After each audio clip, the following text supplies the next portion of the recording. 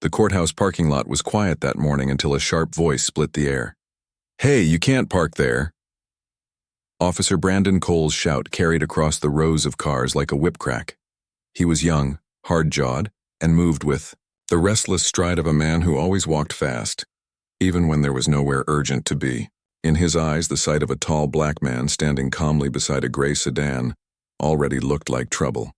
He stormed forward, his hand hovering near the cuffs at his belt, not gripping them yet, but close enough to remind anyone watching who held authority here. The man he approached, Marcus Ellison, didn't flinch. He stood still in a dark blue shirt and neat slacks, his gray jacket hanging loose, his face steady and unreadable. He glanced up with the mild interest of someone being asked for the time, not a man suddenly at the center of a storm. The words bounced off metal and concrete, echoing through the lot, pulling attention from every direction. A clerk in a navy blazer slowed her walk to a stop. A rideshare driver flicked on his hazard lights and leaned against his door.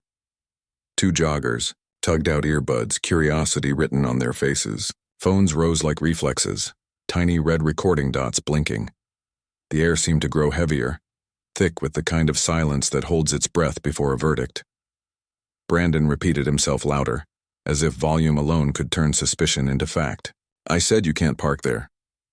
He squared his shoulders, planted his feet, and let the practiced theater of authority do its work. He wasn't looking for context. He wasn't asking why the car was there.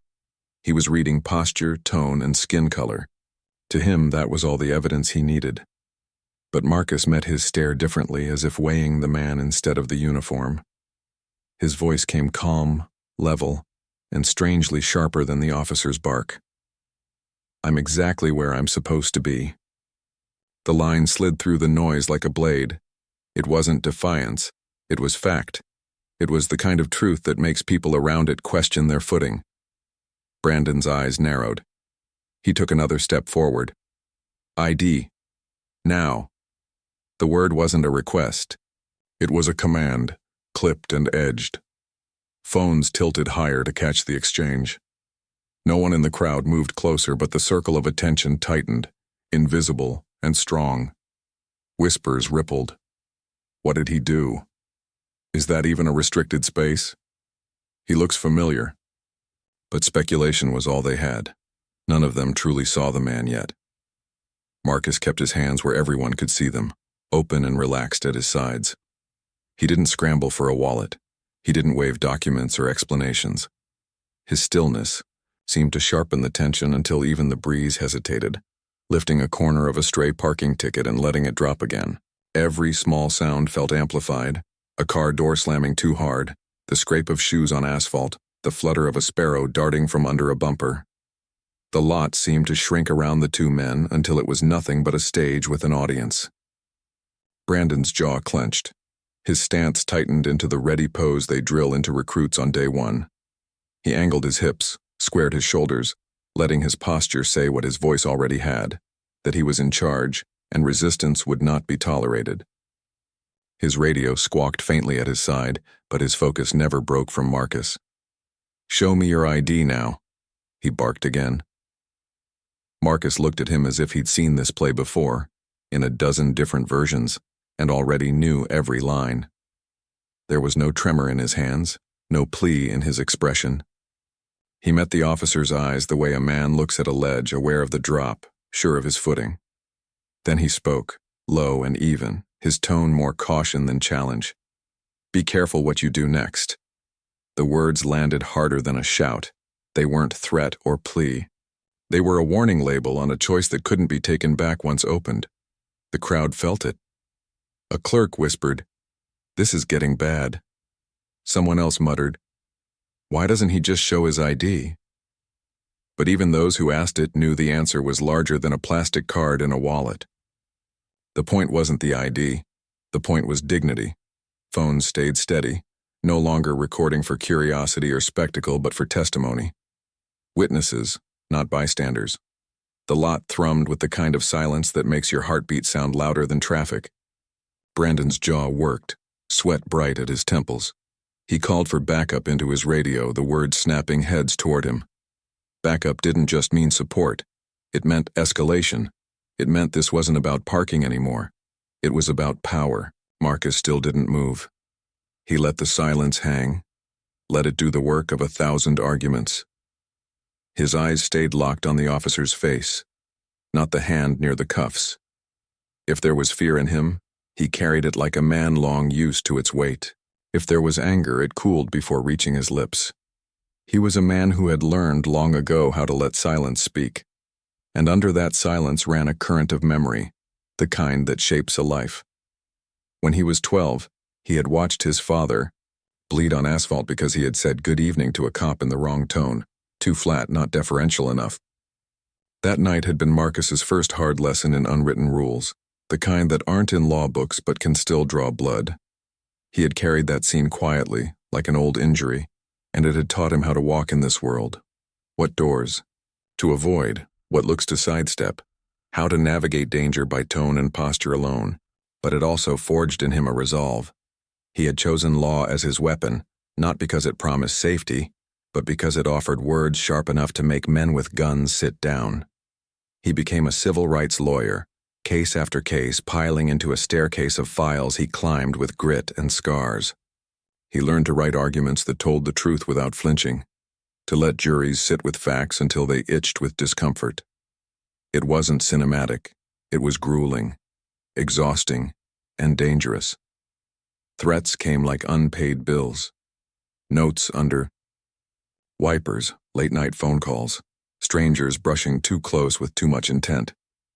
But he endured, telling a friend once that justice wasn't a job, it was a life's work.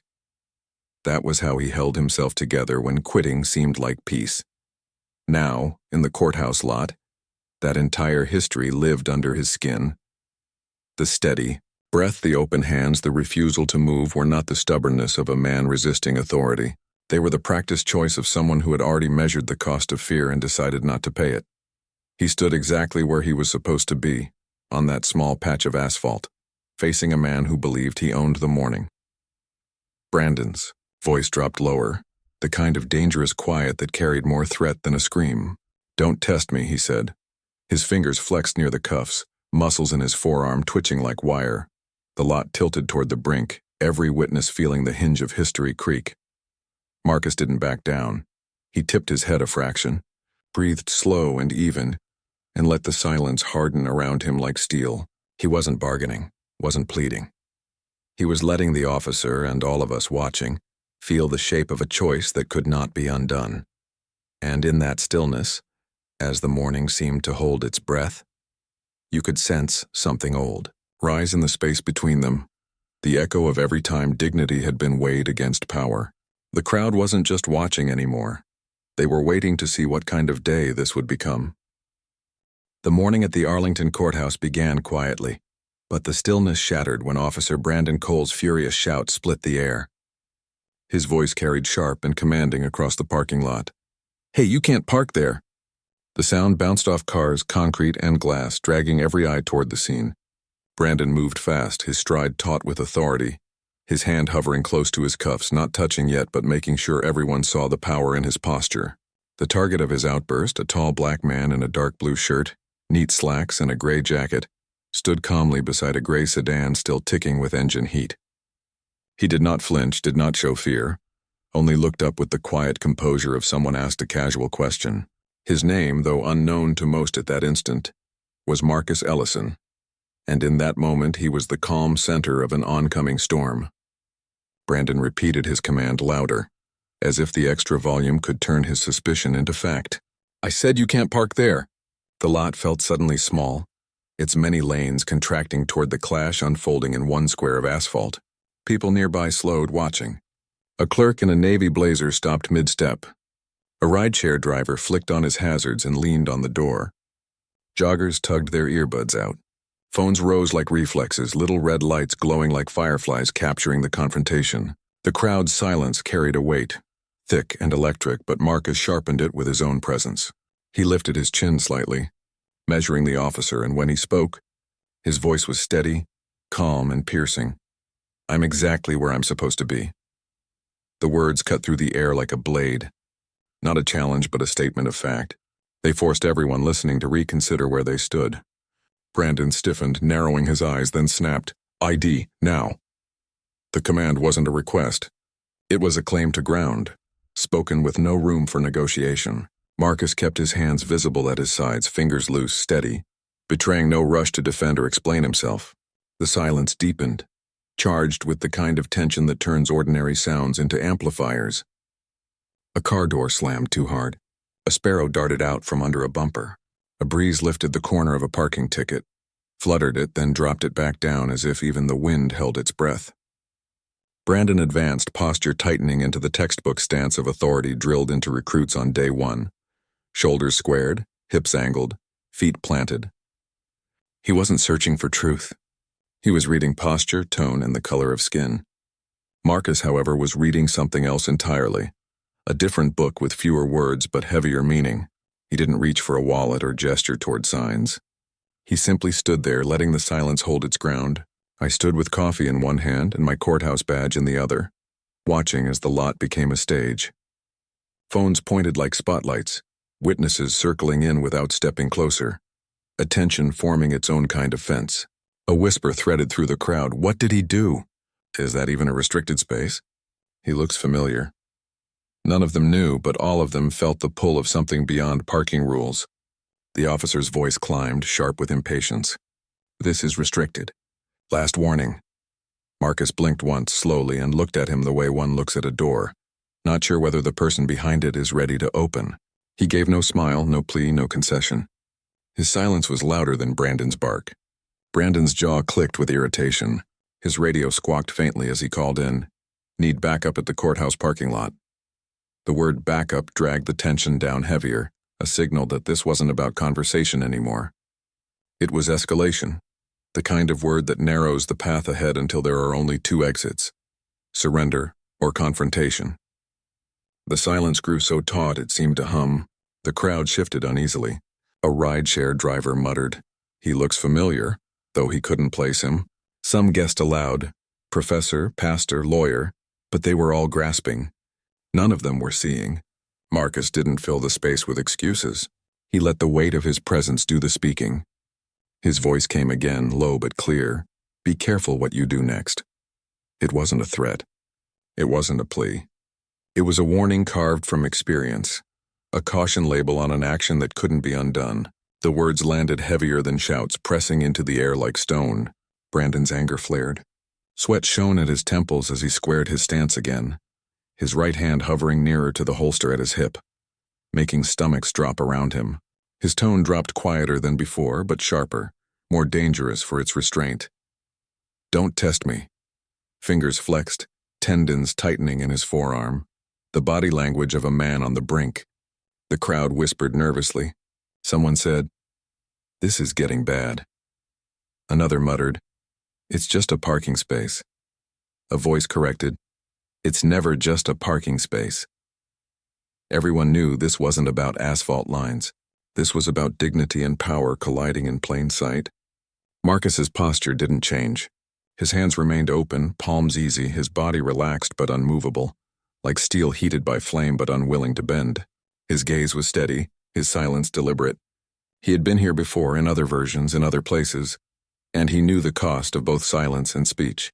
Under that silence ran the current of a memory too heavy to ignore.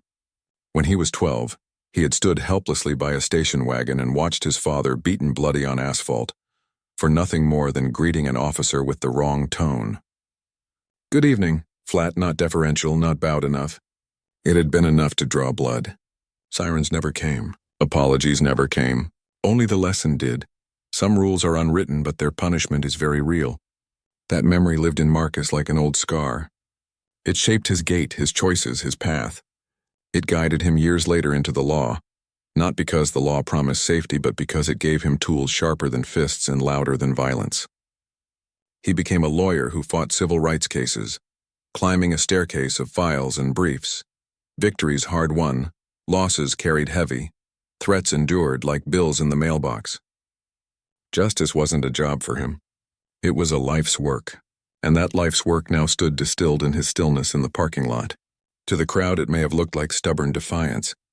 To him it was simply decision, forged by years of refusing to buy peace with submission. Brandon loomed closer, the weight of habit and training pulling him forward. But Marcus's silence and composure held stronger than any badge. The air between them thickened, an old painful truth rising like heat off pavement. This wasn't about where a car was parked.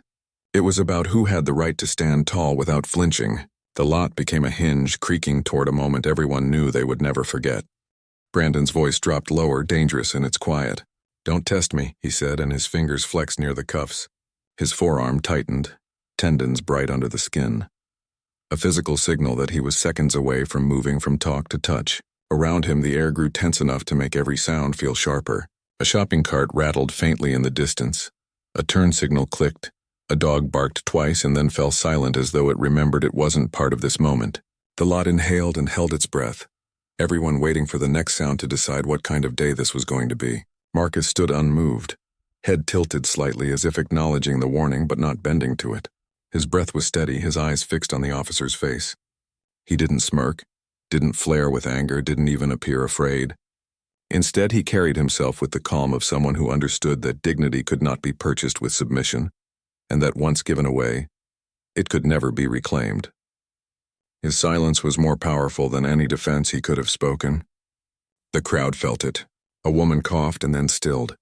A jogger froze mid-step, thumb still on his watch but forgetting to stop the time. A rideshare driver whispered, "I've seen this before," and raised his phone a little higher, his voice edged with recognition, with weary knowledge of where scenes like this so often went. Everyone present understood the air was fragile, every choice about to echo larger than the lot itself. Brandon barked again. "I won't ask again." His voice carried the finality of someone closing a lid, sealing an argument with force. His hand hovered, poised to move, and Marcus simply remained where he was, exactly where he said he belonged. He didn't fill the air with justification. He let the space itself testify for him. In his stillness, he carried the shadow of being 12 years old, watching his father's blood soak into gravel, and the long journey from that day to courtrooms where words were weapons sharper than fists. His refusal to yield was not reckless but resolved, a decision rooted in the lessons of a lifetime. The silence between the two men thickened until even small noises felt like thunder.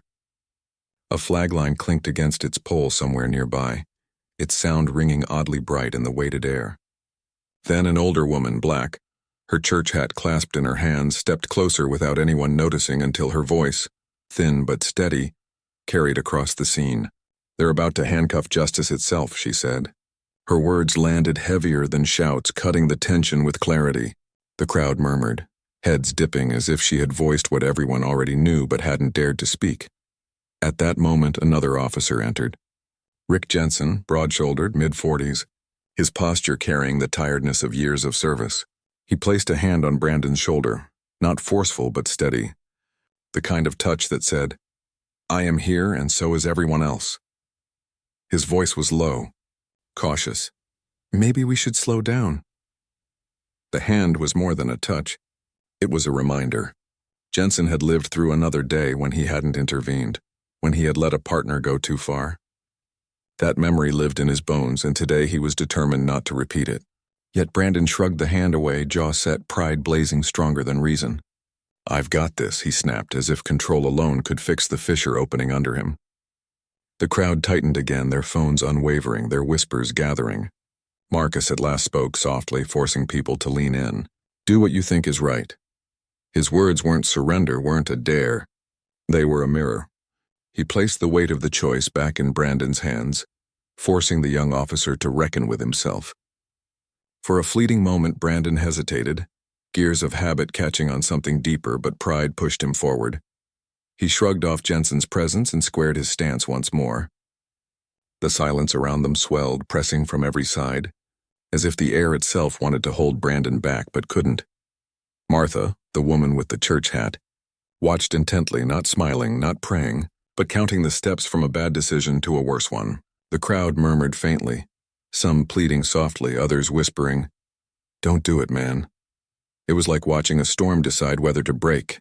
Then, as if something snapped inside him, Brandon's voice cracked through the lot. "That's it. You're under arrest." His words split the silence like dry wood breaking. The handcuffs flashed in the sunlight as he drew them, their metallic glint sharp and unforgiving. He strode forward with grim precision, every step short and decisive, no room left for second thoughts. The crowd inhaled together, dread pulling them forward unconsciously. Marcus didn't move. He didn't stiffen, didn't retreat. His eyes were locked on Brandon, steady, calm, unreadable. He stood ready, not in aggression, but with the unshakable stillness of a man who had already measured the cost of what was coming. The silence grew unbearable, a drum line with no drums, until Brandon reached out. The cuffs tilted toward Marcus's wrist. Jensen's voice cracked into the air. "Brandon!" His hand trembled mid-reach, his face torn with the weight of old regrets, the memory of not stopping another officer years before. But his warning came too late. Brandon ignored him, grip finding Marcus's sleeve, yanking upward, prepared to close the cuffs around flesh. The crowd erupted, shouts overlapping, a "Stop! Don't do this!" "He hasn't done anything." But Brandon's jaw was tight, his stance locked, his motion drilled into muscle memory. Then the silence shattered in an unexpected way. From Marcus's jacket, something small and solid slipped free, spinning in the sunlight. A sharp metallic ring echoed as it hit the pavement, skipping once, twice, before spinning like a coin on edge. The entire lot froze, every eye drawn to the silver rectangle that settled flat on the concrete. The sunlight caught it perfectly, making the engraved letters gleam. United States Supreme Court. Above the words, the eagle seal shone, every feather etched with precision, glowing like judgment itself. The lot collapsed into silence deeper than before, a silence of revelation. Even the breeze died. The crosswalk beeper at the corner seemed to cut off mid-bleep. A bus hissed and fell quiet, as if the city itself realized it was not part of this moment. The crowd exhaled collectively, realization crashing through them. Marcus Ellison was not just another black man confronted in a parking lot. He was a justice of the United States Supreme Court. Gasps rippled. "Supreme Court Justice," as someone whispered, the words half disbelief, half awe. The clerk in the navy blazer squinted at the badge and nodded slowly. "That's authentic," she confirmed. Her voice trembled. "That's the court's badge."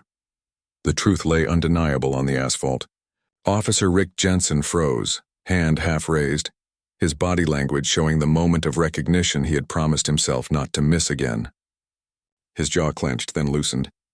The fight drained out of him, leaving only the weight of revelation. Brandon's transformation, though, was more brutal. His face drained of color, lips pale, eyes wide. His mouth opened and closed, fumbling for words that had deserted him. The cuffs slipped from his hand and clattered to the ground. No longer instruments of authority, just dropped mistakes. Marcus bent down with unhurried grace and lifted the badge between two fingers. No flourish, no display.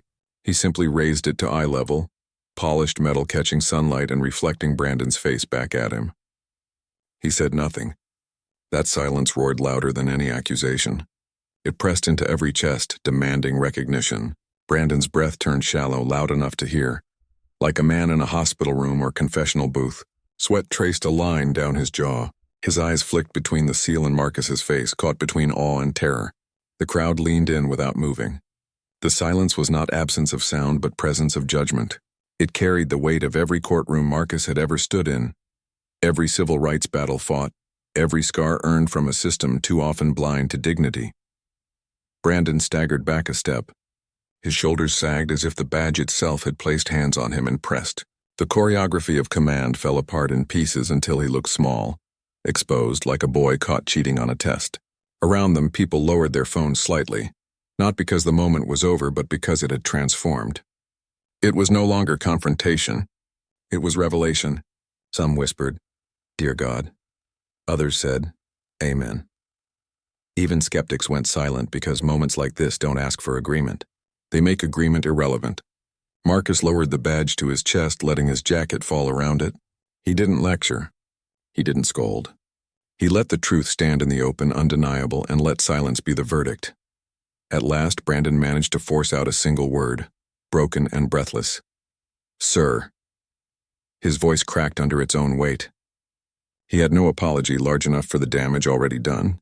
Jensen stepped forward, palms open, his voice low and steady, admitting what Brandon could not.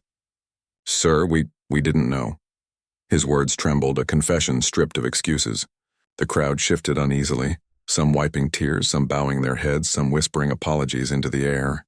The lot had turned into a kind of courtroom, the ground itself carrying the evidence, the witnesses pressed into the role of jury, and Marcus presiding with silence and presence. The silence after the badge hit the asphalt was heavier than anything that had come before. It wasn't the hush of courtesy or the lull of uncertainty, but the kind of stillness that makes people forget how to breathe. The crowd stood frozen, their phones steady, their eyes fixed on the small rectangle of polished silver that seemed to radiate its own light. The words engraved across its face, United States Supreme Court, carried a weight that turned the parking lot into a place of judgment. Brandon Cole, who only seconds ago had commanded the scene with barked orders and rigid posture, felt the ground slip from beneath him. The cuffs fell from his hand with a clatter, sounding not like authority but like failure, like a dropped script that no one could pick up again. His face lost color. His jaw worked without words. His eyes darted from the seal on the badge to the man who held it. Marcus bent slowly, his movements unhurried, as though time itself had chosen to move at his pace. He picked up the badge between careful fingers and rose to his full height, the sunlight catching on its polished surface and casting Brandon's reflection back at him. He did not thrust it forward or wave it like a shield. He simply held it steady at eye level, letting its presence speak louder than anything he could have said. And then he said nothing. That silence pressed against every ribcage in the lot. It didn't accuse, didn't excuse, it simply demanded recognition. It was the silence of verdicts, the silence that courtrooms fall into when jurors file back into their seats, the silence before a gavel falls. Brandon's breath came shallow and uneven, the rasp of a man realizing too late that he had been reading from the wrong book all along. Sweat traced a deliberate line from his temple to his jaw. His lips parted as though to speak, but no words formed. It was as if grammar itself had abandoned him, leaving only fragments of regret. Rick Jensen, standing nearby, finally let out a long breath that sounded like rusted hinges breaking loose. His hand dropped to his side, his shoulders eased. He didn't speak either, because there was nothing to add to the truth already carved into the air. The crowd absorbed the moment with reverence. Phones lowered a fraction. A woman pressed her hand to her chest, steadying a heart that had leapt against her ribs. A man in a security jacket whispered something that sounded like a prayer. Even the skeptics who had muttered earlier about ID and attitudes found sudden fascination in their shoes. There are moments that strip people of the comfort of their opinions, leaving only the plain truth in view. This was one. Marcus's eyes never left Brandon's. He lowered the badge just enough to ease the glare of sunlight, not enough to break the line between their gaze. It wasn't mercy, it wasn't menace. It was clarity. He let the silence stretch long enough for every person there to understand what it meant. Then at last, Brandon rasped out a syllable that wasn't even quite a word. Sir. It carried apology, respect, humiliation, and fear all at once. His shoulders sagged, and the choreography of command slipped off him piece by piece until he looked less like an officer and more like a man caught standing on the wrong side of a truth. Rick stepped forward cautiously, palms open as though approaching an altar. Sir, he said, his voice faltering, we didn't know. It was an admission stripped of all protective language. No excuses, no explanations, just the naked fact of ignorance. The air thickened with the weight of it. Around them, contrition began to ripple through the crowd. A clerk whispered, I'm sorry, not to anyone in particular, but to the moment itself. A teenager tucked his phone into his hoodie pocket, his shoulders hunched as though realizing he had been filming something sacred. The rideshare driver lowered his camera, nodding at Marcus like agreement was the only amends he could offer. People weren't spectators anymore. They had become witnesses, and witnesses had responsibilities. Marcus still hadn't spoken. His silence continued to work, pressing into every corner of the lot, forcing each person to feel the question it carried. What do you see when you look at a man? Do you see uniform or skin? Do you see assumption or truth? Only after the silence had done its work did Marcus speak. His voice was quiet, but it carried, and every ear bent toward it. Justice doesn't wear a uniform. You can see. The sentence landed without flourish, without sermon. It opened like a door. The clothes were not the measure. The volume was not the truth. The title was not the law. It was dignity, unpurchased, unyielding. Brandon's shoulders dipped further under the weight of the words. He tried to form another sentence, faltered, swallowed, tried again. At last he managed another sir, the only word that seemed available to him. but this time it carried humility where earlier there had been only pride. He could not yet look Marcus in the eye for more than a moment. Jensen's Adam's apple worked as if he were swallowing gravel. "For what it's worth," he murmured almost to the ground. "I'm sorry." His voice lacked grandeur, lacked polish, but its rawness made it more real than any official statement could have been. The lot shifted. Contrition was turning into acknowledgement, acknowledgement into resolution. The older woman with the church hat, Martha, finally allowed herself a small smile, the kind that comes only after a long vigil. "That's what real strength looks like," she said, not loudly, not seeking applause, just naming the thing that had revealed itself. Her words rippled through the crowd, giving people language for what they had just seen.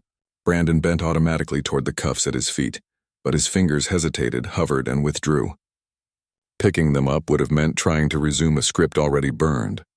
He left them where they were, 2 small rings of steel, useless now. The air shifted. The silence that had been crushing now felt lighter, as though the lot itself had taken a breath.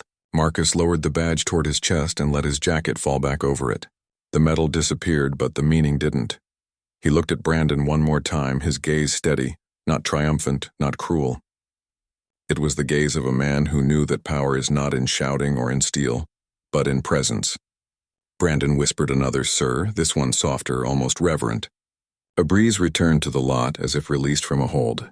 It lifted a piece of paper, rolled it, and set it down again. The ordinary sounds of life trickled back. A shoe scraping, a car fan clicking off, a sparrow daring to fly across the lane. The world was resuming, but differently reshaped. Marcus spoke once more, turning so that his words carried to everyone. "Never judge a person by the color of their skin or the clothes they wear." He said it plain, like a rule written in chalk, the kind that tests you every time you think you've passed. The crowd absorbed it in silence. A clerk pressed a palm to her chest. The teenager in the hoodie stared at his sneakers as though they had started speaking truths. Rick Jensen cleared his throat, and when he did, the sound didn't break anything. He lifted his head and said, "Years ago I stayed silent when my partner hurt someone innocent. I won't forget today. Next time I'll step in sooner."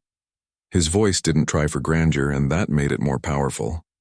The rideshare driver pocketed his phone, his expression thoughtful. Martha's eyes softened, her vigil complete. She didn't smile again, but the pride in her gaze was unmistakable. The crowd had shifted from observers to students. They had learned something that wouldn't leave them. Marcus exhaled slowly, letting go of a breath he had carried since the first shout. He hadn't punished a man. He had punished a pattern, and he had done it not by owning the moment but by refusing to let the moment own him. The lot had become a courtroom without wood paneling or gavels. Evidence lay on the ground in steel cuffs and a silver badge. Witnesses stood with phones still warm in their hands. The verdict hung not from any bench but from the weight of silence and the clarity of truth. And in that courtroom, everyone understood who had been tested and who had failed, who had stood steady and who had bent first. The badge disappeared back into Marcus's jacket, but its weight remained suspended in the air, altering the texture of everything around it. No one needed to see the metal anymore. It had already burned itself into their vision. Brandon Cole stood slack-jawed, head lowered, eyes flickering nervously from the asphalt to Marcus's face and back again. He whispered "sir" one more time, the word reduced now to humility, stripped of every ounce of authority. He had barked orders all morning, commanded with muscle memory, tried to impose fear with posture, and in a single second all of it had collapsed into a boyish tremor. Marcus did not gloat. He didn't move closer or demand apology. He stood rooted, jacket drawn over the badge, his stillness transformed into something larger than himself, a presence the whole lot had to contend with. The breeze that had fled earlier now returned, lifting a crumpled citation, rolling it and setting it back down with quiet finality. The lot exhaled at last. The murmurs of the crowd began to change shape, no longer tight whispers of speculation or nervous commentary. They now sounded like confession. A clerk pressed her palm to her chest and muttered, "I'm sorry." Not to Marcus alone, but to the whole moment. A woman lowered her phone, surprised to feel tears on her cheeks. The rideshare driver, who earlier said Marcus looked familiar, now whispered "sir," and left the rest unsaid as though acknowledgement itself might serve as amends. Even the teenager in the hoodie, who had been recording with the eager detachment of someone collecting content, shoved his phone deep into his pocket and braced himself on a low wall, elbows locked as if holding onto stone could steady his conscience. Every person present had been drawn into a lesson, and Marcus let them feel it without softening its edge. Brandon tried to speak again, his lips parting, a word struggling to form. His throat worked, but the apology wouldn't come. He had no language big enough to match the error, no scaffolding of policy to climb onto. His pride had been broken open, leaving only raw humility. Rick Jensen stepped forward, palms open as if steadying the moment itself. His voice was quieter than before, rougher, almost gravel in tone. "For what it's worth," he said, eyes down. "I'm sorry." He did not dress the words in titles or excuses. He didn't speak on behalf of the department or try to widen the weight so it spread thinner. He placed the apology in front of Marcus as one man placing bare boards on a table. Marcus accepted it by doing nothing at all, simply allowing the silence to stand. His restraint was mercy. Martha, the woman with the church hat, broke the quiet again, her voice calm but firm. "That's what real strength looks like," she said. She wasn't looking for applause, wasn't naming a hero for the sake of headlines. She was naming what the air already knew. The line rearranged itself. Officers aren't trained for what happens when the script ends, when their authority collides with someone who doesn't need to raise his voice to command a room. Brandon bent slightly to pick up the cuffs from the ground but stopped mid-motion, his hand hovering.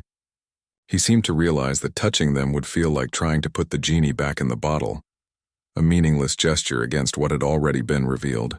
He left them where they were, small rings of steel that no longer carried power.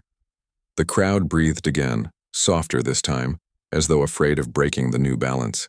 Marcus let out his own breath, steady, not triumphant, not weary, but settled. He had chosen not to punish a man, but to punish the pattern. And it worked not because he had dominated the moment, but because he had refused to let the moment dominate him.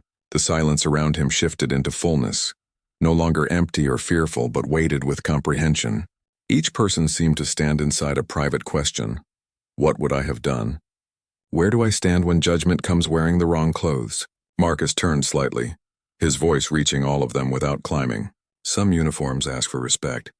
Some earn it. Remember the difference. He didn't linger on the line. He didn't annotate it. He simply released it into the air like a seed, certain it would land where it needed to. Jensen nodded once, as if marking it in his own private ledger. Then he added quietly, "I should have stepped in sooner. Next time I will." His voice wasn't grand, but it was specific. Specificity is rarer, harder. It means the lesson has landed. Contrition in the lot changed shape into resolution. The clerk wiped her eyes and squared her shoulders. The rideshare driver looked at Brandon, not with hostility but with expectation, as though he had just reserved a seat for better behavior. Even Martha's gaze softened, pride settling across her face like a quilt after a long watch. The crowd didn't scatter quickly. They stayed, careful with their movements, as though the space had become fragile, holding something sacred. Marcus gave the smallest nod, permission for time to move forward again. He slid the badge deeper into his jacket as though shelving a book after reading aloud. No flourish, no triumph, just conclusion. Then he turned toward the courthouse steps. His first step echoed like a metronome, soft but decisive. Then another and another. The rhythm of his shoes against the concrete felt like a heartbeat rediscovering its pace. The sun seemed to shift with him, warming slightly as though the weather itself acknowledged the lesson. Light slid across windshields and lines on asphalt, across faces that had moments ago been tight with tension, but now appeared raw, open, reflective. The lot no longer looked like a stage for conflict. It looked like a classroom, and everyone present was a student dismissed but still pondering the lecture. As Marcus moved away, a voice rang out from the edge of the crowd. Clear, professional, trained to carry. "Justice Ellison, will you press charges?" A reporter had stepped forward, microphone in hand, her station logo taped discreetly to its shaft. She didn't shove, didn't demand. She asked because her job required it, and the question hung in the warm silence like an arrow. Marcus stopped mid-step. He didn't turn slowly or with theater. He simply turned because he had been addressed. His gaze found the camera lens before the reporter's eyes. He knew where the real question lived, where the real audience was. And then he smiled, not wide, not performative, but human. "The world doesn't change by putting one man in jail," he said.